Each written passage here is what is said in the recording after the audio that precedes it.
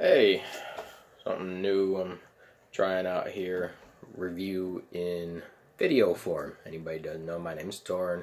I like watching a whole bunch of movies, a whole bunch of TV shows. I'm not a professional critic. I don't get paid to talk about the stuff that I do. I just watch it and I say what I think about it. It's just average Joe schmuck type shit. So what I call TV rec is just me talking about a TV show, or a season of a TV show, or miniseries in this particular case, that I either binge watched or finished over a particular period of time, and just discuss what I talk about it. Anybody wondering what this thing here is? It's called a dab rig. You smoke out of it. Anywho, the miniseries recently, well, sort of recently, I finished like three miniseries so far, and I'm halfway through another one that I was going to get to reviewing after I finish that one shortly. But this one is a miniseries from Amazon. I take notes. It's always helpful to take notes. This miniseries from Amazon called Good Omens. See, actually put the little halo above there and the little devil tail, because I'm attentive. I personally haven't read any of Terry Pratchett's work, you know, may he rest in peace, but I am a big fan of Neil Gaiman.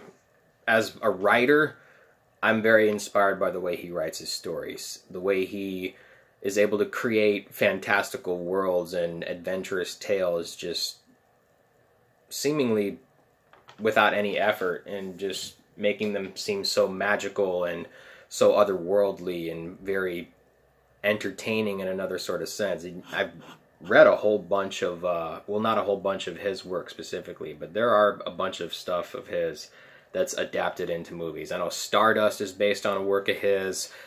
Someone remind me if Coraline is based on something that he did.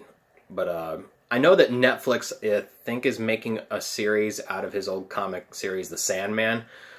But that's another one that they tried making into a movie forever, it seems like. But stories like this one right here, because this is based on a novel, Good Omens, and it's based on, the title of the novel is actually lifted from the title of a book that a witch in the story reads. The Deliriously True Tales of Agnes Nutter. I'm probably completely fucking wrong on that, but it's something like that. Agnes Nutter is part of it. The book came out back in 1990, so an almost 30-year-old book that, from what I hear, making this into a mini-series, or a television work at least, as opposed to a feature film, turned out to be the feature film, which had been attempted for years, almost a couple of decades, was, excuse me, the wiser creative decision, I think, narratively speaking, because, damn, I can't even speak. Fucking indigestion. Back in 2002? Yeah, 2002. Terry Gilliam wanted to make Good Omens into a feature film. And between the early 2000s and I want to say about 2010, 2011, 2012-ish was the period where they wanted to make that into a movie, and it just didn't work out because either the scripting, or it got stuck in what's called development hell, where it's in pre-production forever and ever and ever, and it just can never get off the ground. And at one point, the two main characters in the story, the angel, what the hell is the angel's name in this? Aziraphale the angel, and Crowley the demon, who are in the miniseries, are played respectively by Michael Sheen and by David Tennant, were supposed to be played by, and this is true, the angel was supposed to be played by Robin Williams, God rest his soul, and Crowley was supposed to be Johnny Depp. I thought that was kind of funny. But hearing that those two were supposed to be those characters, and Terry Gilliam was supposed to make it, makes me actually kind of want to see that movie now. But unfortunately, we never will. But as a limited series, the story works best and most consistently as a dark comedy. There's heart to the story, surprising levels of it, of sweetness, in fact, especially towards the latter half of it. But it's still a darkly humorous tale in the best imaginable fashion. Like, it starts out, when I say angel and demon, I mean, like, they are the ones who oversaw the beginning of everything, like the creation of... It takes a lot of its satire and comedy and inspiration from riffing on religion. And even Crowley, he starts out, I say demon, but he started out as the serpent who tempted Eve with the forbidden fruit.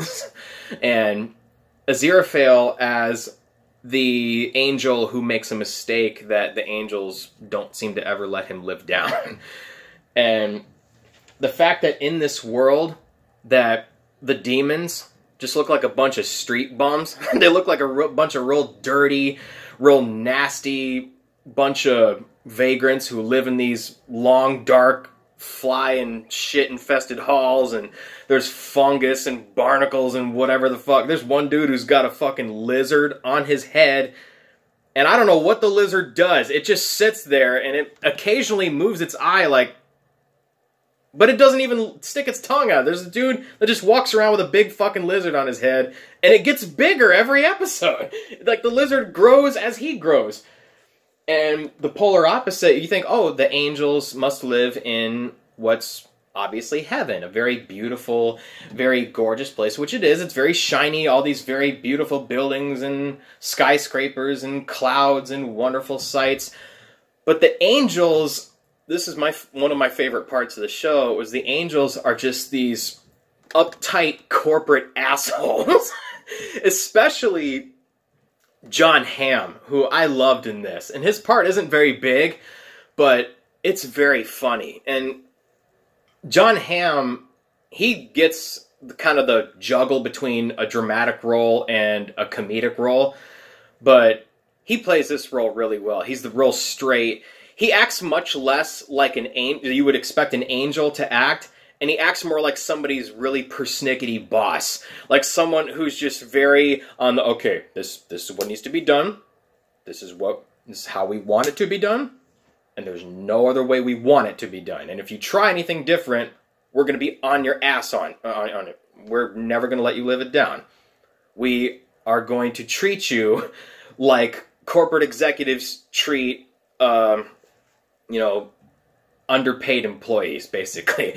They're treating all the angels that they treat like employees of a big corporate business. And it's very funny in that satirical regard. And there's a line he has towards the end, but if there's spoilers, I'll get into them later. But that is probably my biggest laugh of the entire thing. It's absolutely hilarious.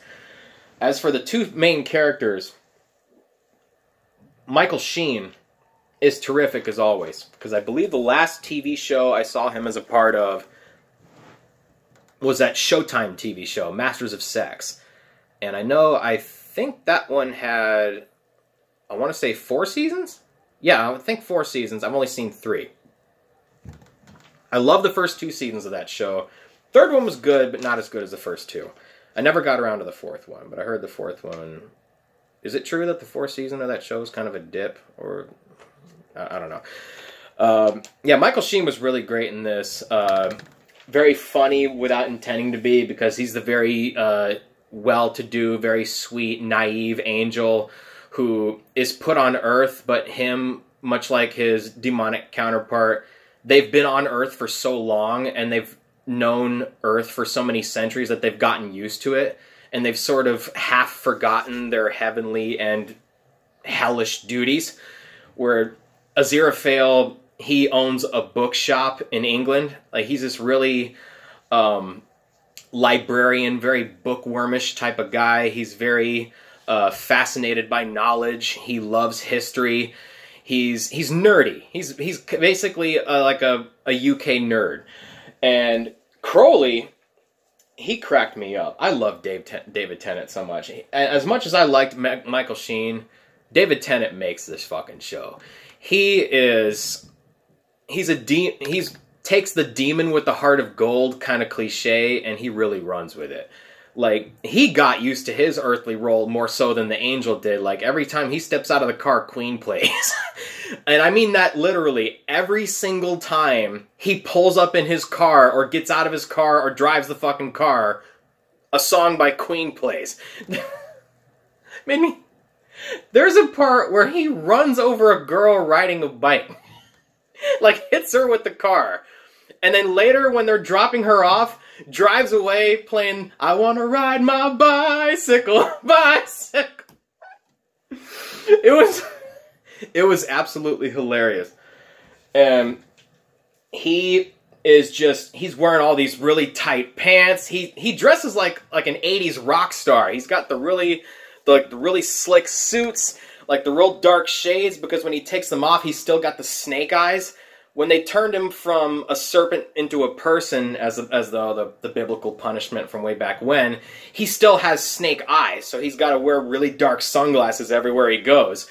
And the demons, they come up from hell to remind him of his duties, his demonic duties, which he keeps sort of forgetting. Like, you know, you're supposed to corrupt this particular soul, and you know that the end times are coming. And he's just like, oh yeah, I totally know that, man. I've been doing my thing. You know, I corrupted the dude just last week. I've been doing fine. I'm doing my job, man. Don't even worry about me.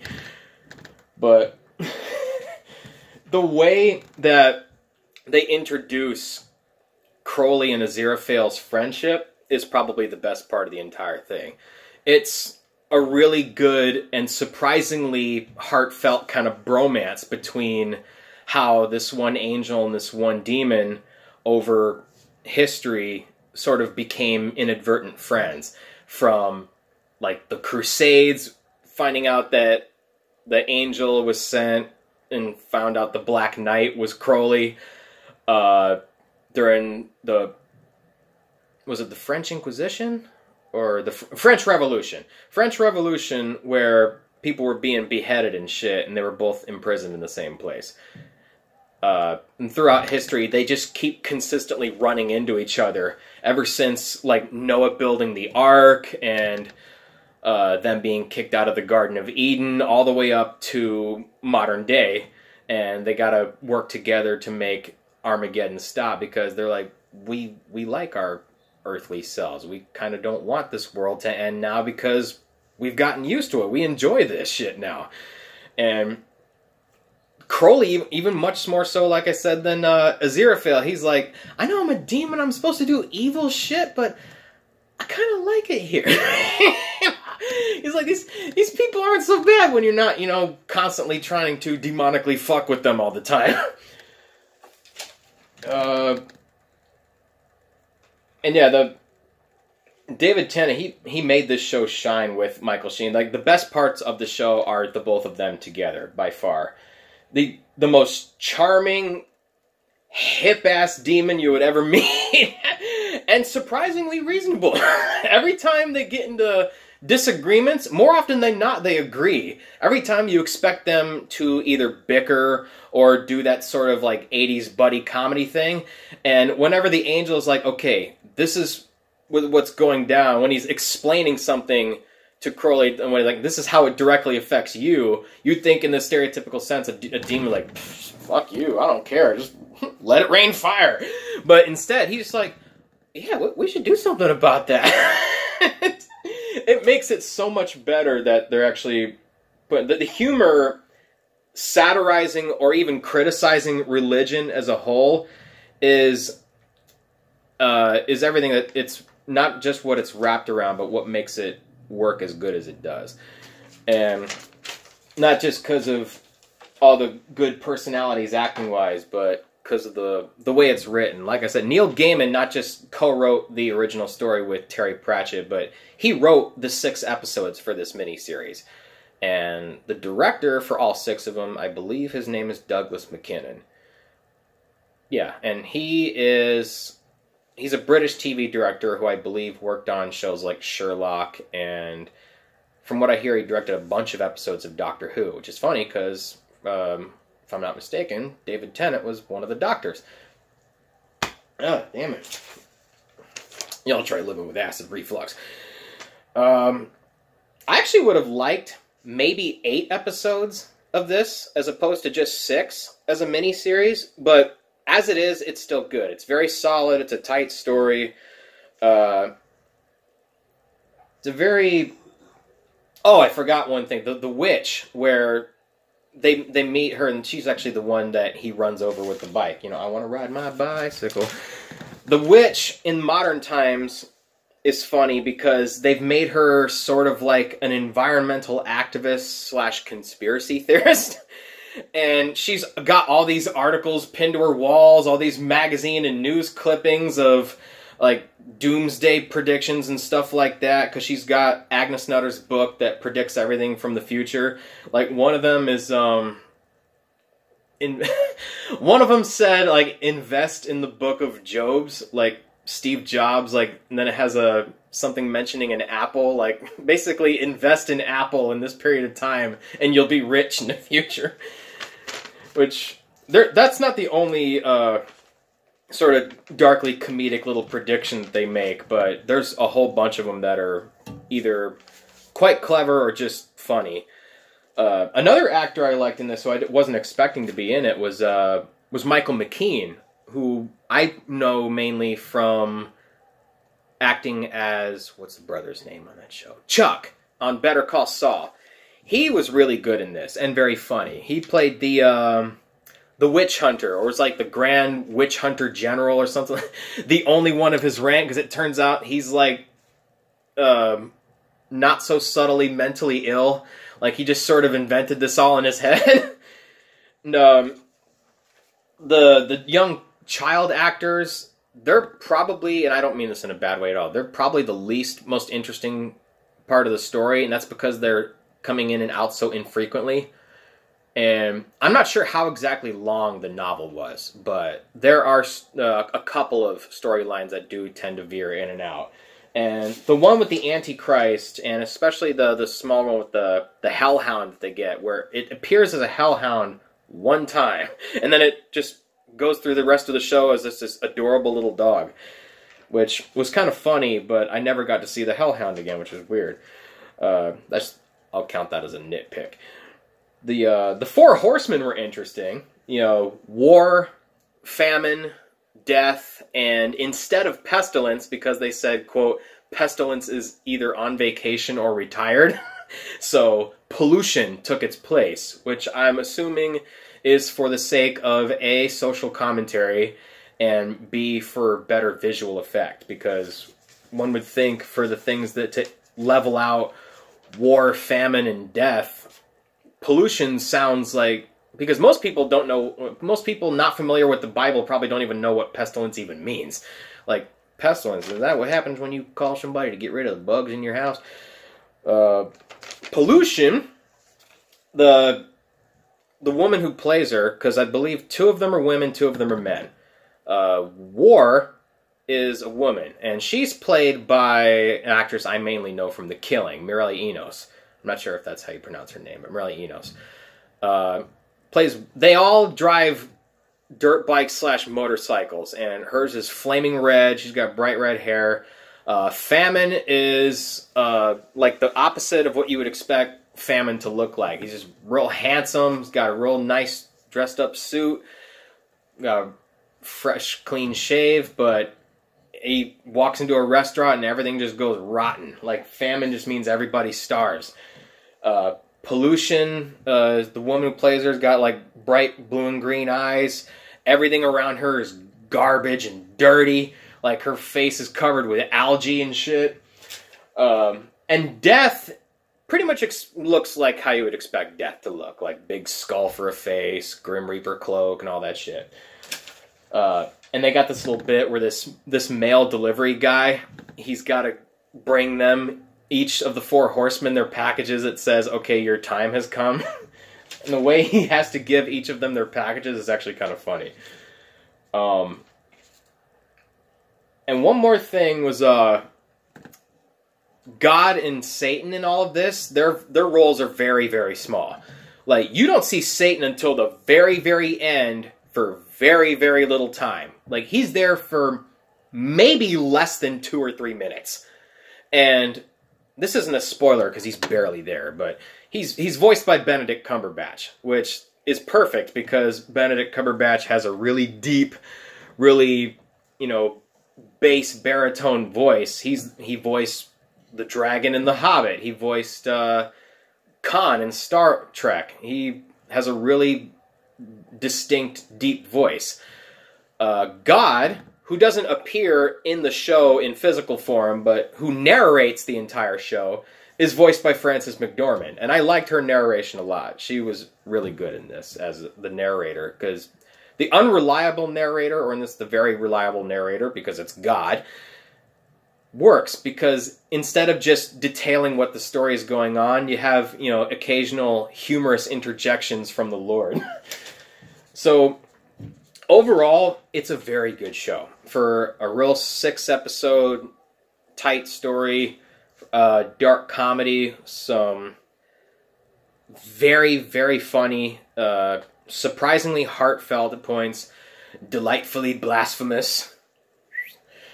And it makes me want to see more adaptations of Neil Gaiman's work, or even Terry Pratchett's, because, like I said, may he rest in peace. You know, I could become more familiar with his work. I could read more novels of his. I'm not sure if he... someone let me know what kind of stuff he did, because I know his work was primarily in science fiction. And as far as movie adaptations goes, it was a funny little article that I read where it said, as far as believing in adaptations of their work into either film or television, that Neil Gaiman and Terry Pratchett were pretty much the polar opposite. That when asked about it, Terry Pratchett was like, yeah, Neil doesn't believe that the movie's going to happen unless he's in his theater seat with popcorn in hand, watching it unfold before him on the big screen. Me personally, I don't believe this shit's going to happen at all. He's just like, when he's told, they just they bought the film rights to your novel, they want to turn it into a movie. And then he's like, yeah, I'm sure they do. I'm sure they'll send me a check, and I'm sure 25 years down the line they will utterly fuck it up. But it might have actually been his idea to make it into a TV show as opposed to a movie, because... Again, someone correct me if I'm wrong on that, but trying to make it into a movie for so long clearly didn't work. So Neil Gaiman said, okay, I'm just going to make this into a darkly comedic 6-episode miniseries, like its own self-contained story. And in that regard, it really worked. So as a recommendation, I would very much recommend it. And on the typical, like, 1 to 5 star scale, it would get a solid 4. And although not perfect, it is immensely entertaining. It will make you laugh. The ending is genuinely both hysterical and heartfelt. The ending was honestly very sweet. It's like, oh, that's actually quite nice. It's weird to say that between a moment between a demon and an angel, but you're like, oh, that was very pleasant. I'm glad I watched that. You know, and I mean that sincerely. It's a very entertaining show in that regard. So, yeah, that's what I think about Good Omens. And if y'all got Amazon Prime, I very much recommend that you give it a watch. Each episode, I believe, is about an hour long. So, the first parts and the last parts are by far the strongest. So, stick with it. It's a really good binge watch, and you will have a lot of fun with it. So, yeah. Good Omens. 4 out of 5 stars.